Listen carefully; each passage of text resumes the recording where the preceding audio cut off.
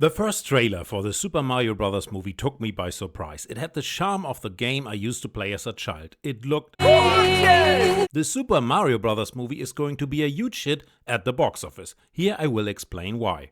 The live-action Super Mario Bros. Movie from 1993 is deeply embedded in my genes. It was the first and only movie in cinema I've ever watched back to back on one afternoon. And more views followed. Oh my god. Barely a teenager, I gave the movie a lot of goodwill and discovered the characters from the game. One could say they had successfully cheated on me. But someone who did not give the movie goodwill was Shigeru Miyamoto, the creator of Mario and highly ranked decision maker at Nintendo. After the disappointment of Super Mario Bros., Miyamoto took a break from developing Mario or other Nintendo movies, understandably. The brand needed protection, and in Japanese culture, failure is not as easily shrugged off as in other cultures. Huh? I did not know that. Following the successful 2001 Lara Croft Tomb Raider movie, it was expected that consequent video game adaptations would be box office hits. But apart from the Resident Evil franchise, which has arguably little to do with the game, profits of video game adaptations remained tiny for a long time. This graph shows the worldwide box office of video game adaptations since 1993. One can quickly capture the ups and downs in revenues. However, if we subtract the movie's production budget and half of the revenue from the box office, because the movie theaters keep that, only few movies are left with a positive result. And the calculation does not take the marketing cost of the movies into account. Consequently, for a long time, there was no point risking another underwhelming Mario movie. But then things changed and stars aligned. In 2014, Sony announced that it would develop a live-action Sonic movie. It took a while to get going, and in 2017 the rights for the Sonic movie went to Paramount Pictures. Paramount kept the formerly assembled production team, and in February 2020, Sonic the Hedgehog was released.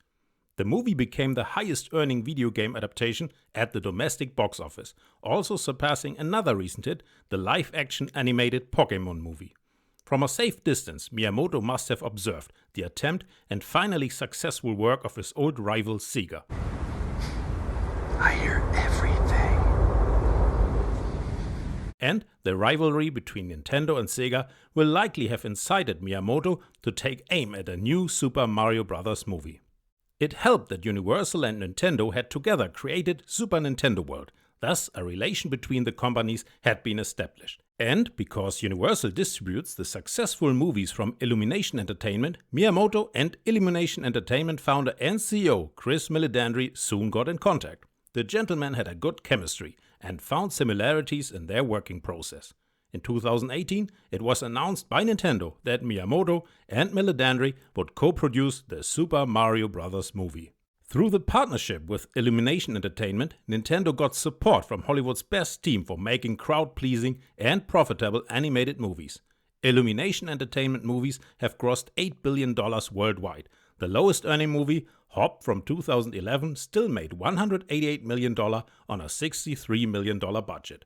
With a rumored budget of around $80 million, actually a high budget for Illumination Entertainment, the company created a looking the Super Mario Bros. Movie. The movie also has a good voice cast, first and foremost Jack Black, making an impression as Bowser as noticeable in the trailers. With the release date 7th of April, there has not been any kids movie for a long time.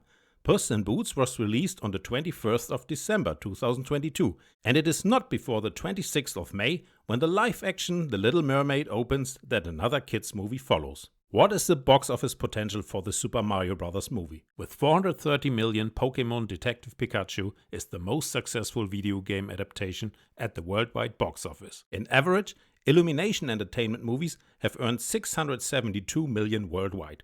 Given the quality of their products, the dedicated production effort, the common vision, a good voice cast, excellent timing, and the incredible strength of the Mario brand, the movie is destined to become the most successful video game adaptation of all time.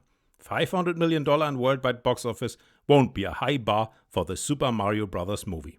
This success will, as Nintendo has already stated, lead to further adaptations of their video games.